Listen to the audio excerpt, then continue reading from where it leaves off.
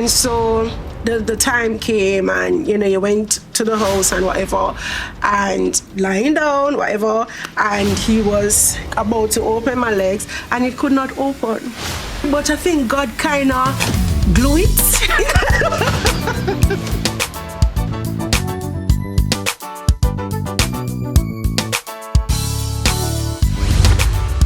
Greetings, everybody. Thank you so much for joining on YouTube and Instagram and liking and subscribing and sharing. I appreciate it so much. We are now at episode 8. Can you believe it? We soon reach season 1. And it's my distinct pleasure today. I'll be speaking with my friend, the dance teacher, the creative genius, the mother, wife, and a woman of God that I met this year, and we just hit it off. Yeah. The lovely Miss Nickeisha Jones from Lord Ministries, and I intentionally do that, and we're going to get into what I call it, ministries. All right. Welcome, Nickeisha. Thank you so much, Kerry, for having me. Thank you for coming, you know. I wanna just get into, when we met earlier this year, we were having a deep conversation, and I met you for the very first time, and so you me. Tell me about your childhood, how God, kept you from, growing up, and, what do you teach? Dance. And everybody knows, right, from the last clip, I am a dancer. Yes. All right. So, Nickeisha, tell me about how you grew up, and how did you love dance to now be teaching dance? Mm-hmm. All right, it's quite a long story, but I grew up in Portmore, St. Catherine, Newlands to be, exact, from a poor background. Struggled going to school, struggled finding a meal, just life just being really, really hard. So when I went to Waterford Primary, and then I did GSAT. Mm-hmm. No, like common entrance. Come here, go at my young. Common entrance. First GSAT batch. I'm a no older than you. Yeah. Common entrance. Look at that. Right. Oh my God. Yeah, so after common entrance I passed, and I went to Tivoli High School. Yes. So when I started at Tivoli, in 7th grade, they would have devotions, and then you'd see like the dancers coming out and dancing and all of that. And I was pulled to it, and so I joined Tivoli Dance Troupe, and from then right up to 11th grade I've been dancing with Tivoli. So that's where my love for dance started. Nice. Yeah. And how did you transition from, is it that you wanted to be a professional dancer, or you always wanted to be a dance teacher, or you wanted to be both? No, I actually wanted to be a classroom teacher. Yes. So my years at Tivoli, there was a competition called Miss Business, because I did business subjects, and so they had a competition, and I entered and I won the competition. So you have to do like community service, and right across the street from Tivoli High School, you have Charles Chinloy Early Childhood Basic School right there. And so they sent me over there to do my community service, fell in love with the children, and by the time I graduated, the principal was like, Nikki, you did such a good job, and hired me on spot.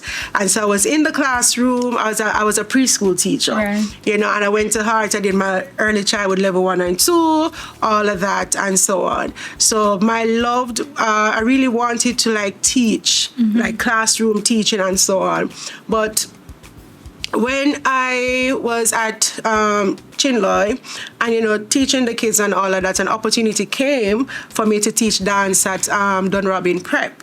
And so I started to, like, once school would end, I'd go to Dunrobin, and I felt the same love, and it was like basically I was still working with the early childhood stage, and I was still with my babies, I was still teaching them and all of that. But the only thing is that instead of it just being classroom oriented, it now became movement oriented, and that was something that I fell in love with. And so the transition from classroom to dance was quite an easy one for me. And it's like your two love collide. Collides, yeah. One not pulling away from the other. Oh, that's so nice. And Nickeisha will soon be my official dance teacher. Yes. Because I've been in dialogue. Yes. And I'm gonna learn to dance. Definitely. All right. See, I'm in my Lord shirts. And Lord in the shirt. Yes. But tell me though, Nikki, before we get into what Lord means and what Lord is. Do you find that, when you were growing up, you were afraid? Were you afraid because of where you lived? Did you have any great fears? Yes, I did. And one of those great fears were to get pregnant. Oh. Yeah. Because my older sister, she got pregnant at a very early age. She was a teenage mother. And I had cousins that were teenage mothers. And living in the inner city, it's like the norm. So it's like, okay, give her until 15, 14, a baby will pop out, kind of vibes. So that was a fear for me, because I see what my sister went through. And also, when I looked on, and I was just like, a lot of these things happen because of needs. Right? My father tried his best. My grandmother tried. We weren't living with our mother at the time, right? So it was really my grandmother and my father that kind of grew us.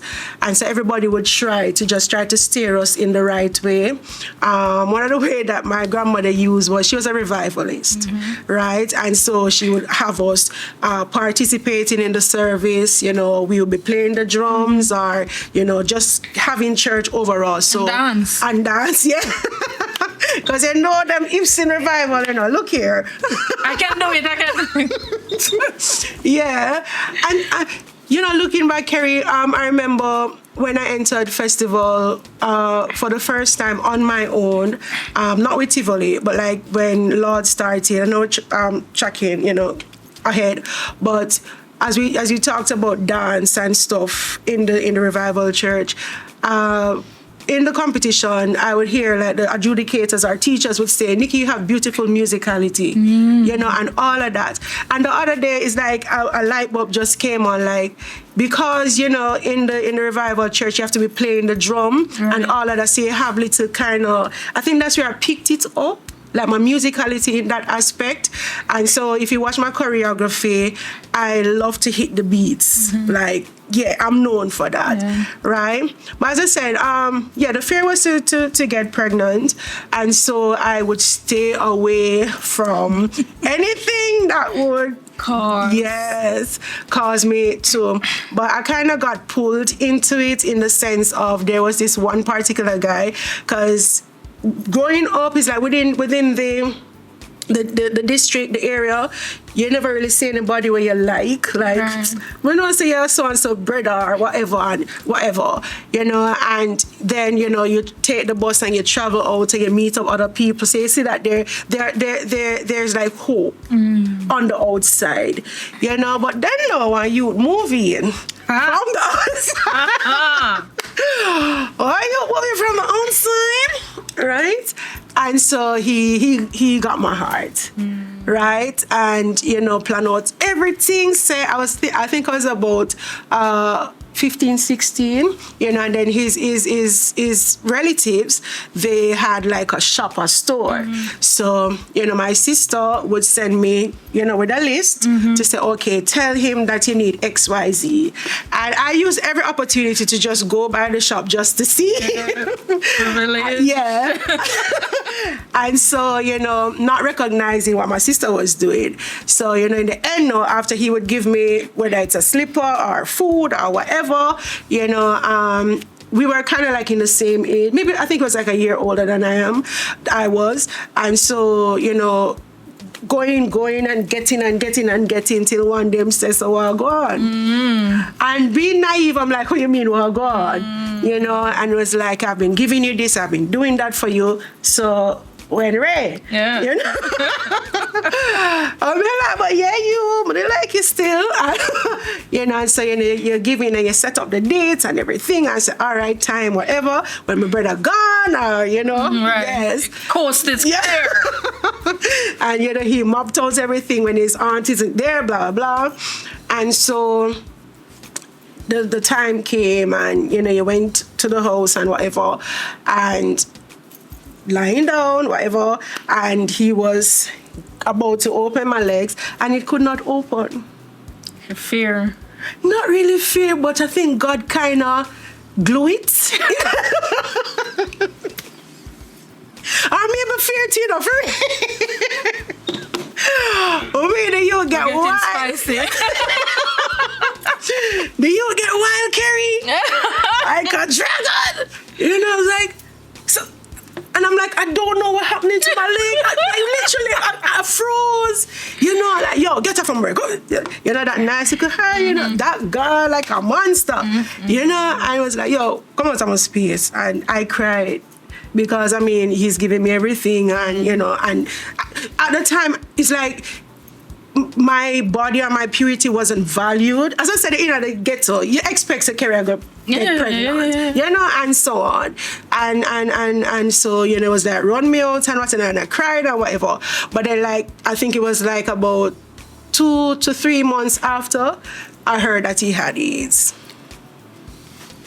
Yeah. Yeah, it was big in the community.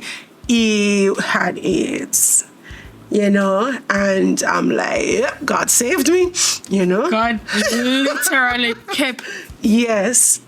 I mean, Kerry, I said we planned out everything. His family, they were in the shop or whatever. My brother is very protective of me, you know, and so he wasn't there. Again, my sister, you know, cheated all over the place. Right. So, you know, my father worked late hours and so on. And planned out everything, was ready, but it just never happened. You understand? So, like, when I look back on all of that, I'm like, you know, God, thank you, you know. So, yeah. But as I said, my greatest thing was just getting pregnant, because even though my sister would have the kids, at the end of the day, I would be raising them. Right. Yeah, so like she'd have whatever, and then, you know, she's very spontaneous. She go on country, me have to have baby, buckle up nights, all of those stuff. Learn. Yeah. So I was like, okay, cool, if this happens, I'm a well-trained mother, yeah. You know, but that was just a lie from the enemy. You know, yeah, so that was one of my biggest fear growing up. So, wow. It's a movie? Yeah. I continue to bask in just the goodness of God, and it's like, at the time, you wouldn't picture, say, God is the one keeping you. No. It'd be more like, Nikki, why are you so stupid? Why are you so... Yeah. What is wrong with you? Yeah. And you're wicked, and you... But God see tomorrow. Yeah, he does. And God knows that all those children that you are teaching and you have taught, and the big one like me, is who teach, needed you to be alive and well. And him know that you needed to have your own children, because of that him plan for you. Yeah. So he kept you for that. Yeah. Wow. This is amazing. Yeah. But tell me now about your walk with Christ, and when did that happen, and when did you get the call to Lord? The shirt is looking nice. Yes, thank you. It's so nice. Thank you so much. So I did not grow with my mother in the sense, because that's another story. But anyway, so like I was like 8, and she gave me the herb tea to drink, and as children you really want a herb, so you take the tea, and there was a plant, and I pour the tea in the plant, and so she came around, but I never know someone for just put liquor me through every tea. Yeah, so she couldn't drink that one time. So she came around, she was like, what the tea? I was gonna drink it off, and she realized, and and she give me a little headers in my head and send me in the bathroom to bathe, because I was getting ready for school. And I mean, as I said, I was about 8, 9. And when I was going in the bathroom, I said, we are late before. But I got my father. And whatever. Me being now. And by the time I had finished showered and came outside, my grip, because in them time that the grip. Yeah, according to my daughter, mommy, back in the days. Back in the days, your grip. Yeah. I'm like, girl, listen. Yeah, so back in the days, I had a grip that well packing on, and that was it. She just sent me to my father. Your father you want, father you get. Oh my God. And so, because I was living in Waterford at the time, where they call like an upper class kind of vibes, and then just shift me to an inner city, and my life just changed drastically, And so, going on from there, it was really, really hard. And, there was a whole process. As I said, my grandmother's a revivalist. She was training me to take over, because I was supposed to take over. I was supposed to be a leaderess, right? And my baptism would have been on my 17th birthday. And so God worked it out that my mother called me like a week before my birthday, and she said that she got a space and she wanted to take me. My father said, all right, go ahead. But my grandmother was livid. Like, she has been training me from 8. That's like 10 years, almost, 9, 10 years. And I was supposed to take over from her and all of those stuff. And so when my mother took me, my grandmother didn't speak to me like for 2 years. And so that's how I ended up living in Pembroke with my mom. Started to go to Arlene Gardens, that's in Pembroke. And then like 2 years after, I got baptized. And at the church. So after I got baptized now, I think it was maybe another 2 years or so, we started to enter competition. They call it rally. Right. So there's music, dance, drama, all of those stuff. And so I would work on dance, because that's my strong area, and the other members would do whatever. And it was like when we were at rally, and I see all the different churches, associate gospel assemblies all over, and how powerful they were in the presentations, and especially dance. And, I'm there, I'm like, whoa, And the Lord just said to me, start a group. And right there in the rally, I get one pen, one paper, and I say, would you like to join the group? And I went around and I go and I ask and I got some numbers. And then, because I had to take it to my pastor. Right. And so I took it to him, and was saying, Pastor, watching the rally, blah, blah, blah, I believe the Lord is saying this to me. And it's like, this is really good, And so I was about to call it AGA Dance Troupe, right? Because as I said, it was the entire AGA. And so, he said, unfortunately, not all the AGA churches believe in dance, right? Some will favor to singing or drama, right. And what each church have the preference. And I'm like, oh, for real. And so, anyway, we went ahead, we got persons who were interested. At the time, it was about 8, 9 persons that showed up to the audition. And, we just started to pray about her name and all of that. But being in Tivoli now, Mrs. Garwood and Miss Roberta, they taught a dance called Lord. There's the song Yolanda Adam, there is a name that is so precious. Yeah, that was the song. And the title was Lord. And we were there praying, and the Lord just brought it back to me. And I'm like, Lord. And I went and we researched it, and it means to praise. And I'm like, this is beautiful, you know. And so we mused on it a little bit until the dance ministry came on. And so that's how we got brand Lord. Lord. Yeah. I love it. But were you afraid when the Lord said start? Did you push back, or you just run fearlessly into it? Look here, me run like say. But just you have a piece of paper. But can I buy a pen? And I run, and that's how I got persons on spot to start. Yeah, but fear crept in when you know, you started, and then you say people hard to deal with. Can I say that? Personalities. Personalities. That's it. Yeah, the different personalities. You know, when that's when I'm saying, see me and come live with me are two different songs. Because on stage it's like, but then the life, you know, not saying people not living for God, but like the different personality clashes and so on. And, you know, you go, did I bite off more than I can swallow or chew? You know, so fear crept in at that point, and fear crept in also when persons who knew me, you know, as a Tivoli dancer, and when I said a Tivoli dancer, I wasn't like a lead dancer, like one of those who get solos or group. I was a background dancer in the sense of you run around the back and you do something and you run off. You understand? But I was still a part of the team. So them knowing that background, like after Nickeisha dancer, so she could come start group. You know, and then the words start to affect me, and then so I started to doubt myself, you know, and so I went into a whole process of, you know, not wanting to losing friends because them are saying Nikki I go like she hype or she going to start group, but I value friendship so much that, you know, so that was a fear of losing people, you know, and starting the ministry. Let's say I started with like 10 solid confidants, whatever, and little by little it just diminished till I was all alone. And, you know, I started to question myself. I'm like, I'm not a good friend, or, you know, and sometimes I would see these persons and run into them, but the cold shoulder and all of that. And, you know, the fear of being alone, and you still, it's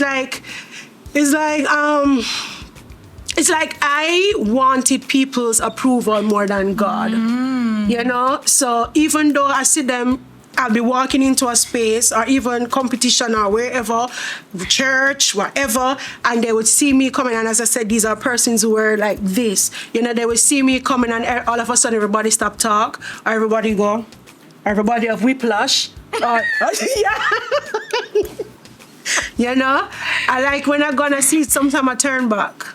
I turn back and I try to find another route, you know, because I can't deal with it, you know, and so on. And even the other day I was saying to somebody, now that our group is now in the same category in the competition, because trust me, it's because we are in the competition why I lose these friends. Because whenever we enter, somehow God always calls Lord to excel above them. So you hear, Nikki feel like she had the best this, and she feel like she had this, and you know, you feel kind of whatever. So the other day we were placed in another category, and I messaged the person, I'm like, you know what?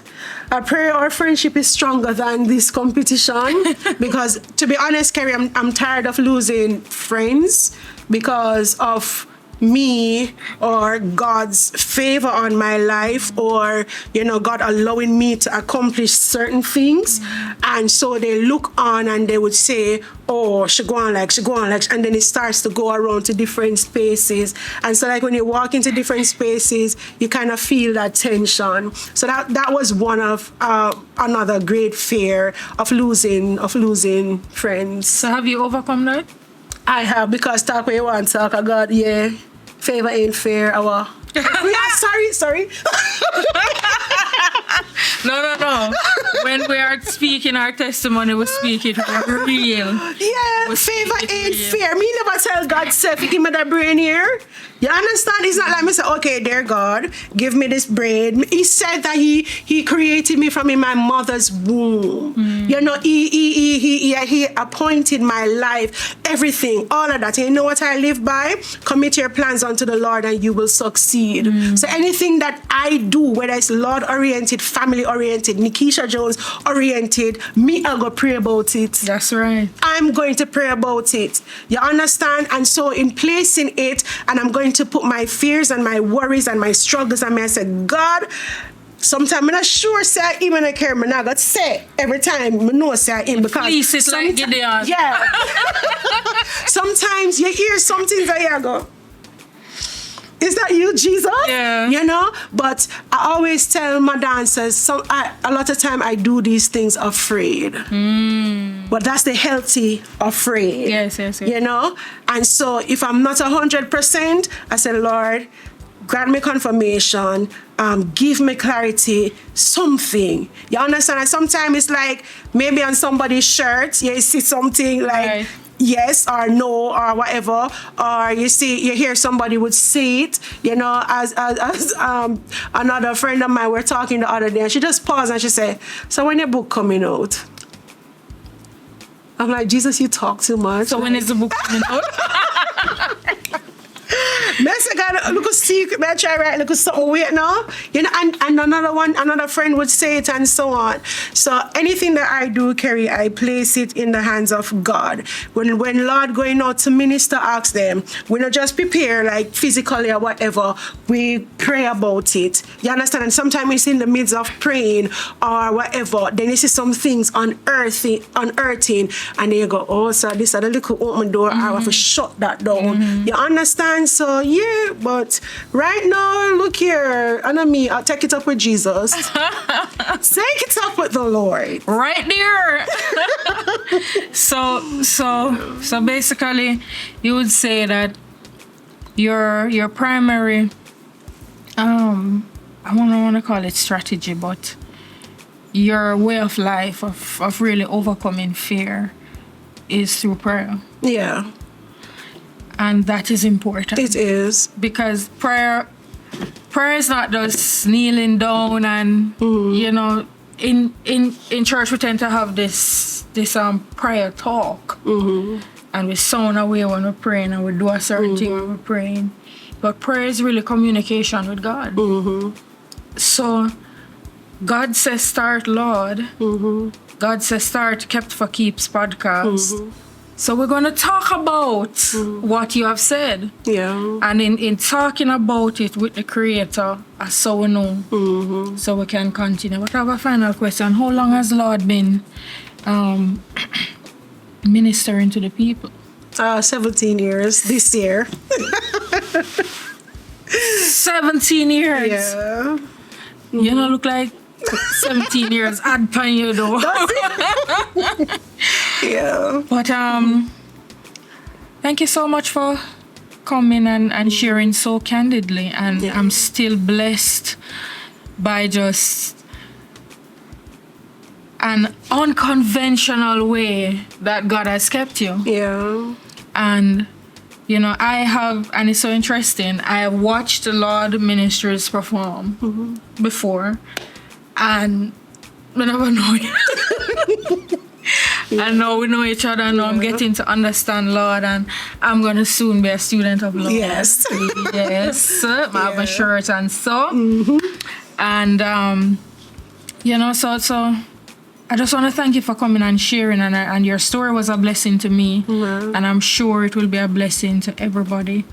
And I just want to leave everyone with this final encouragement to pray. Yeah. Because through prayer with our manufacturer, our creator, our father, that is how he will work with us to overcome whatever fear we're having. So I love you guys. Thank you so much for joining. Thank you again, Nickeisha. You're welcome. Remember to like, subscribe, share the YouTube video. Please like me on Instagram. I'm now on TikTok, and I'm going to be doing another little dance thing. right? So you can see. Yes. And just thank you so much for all the support. Love you guys.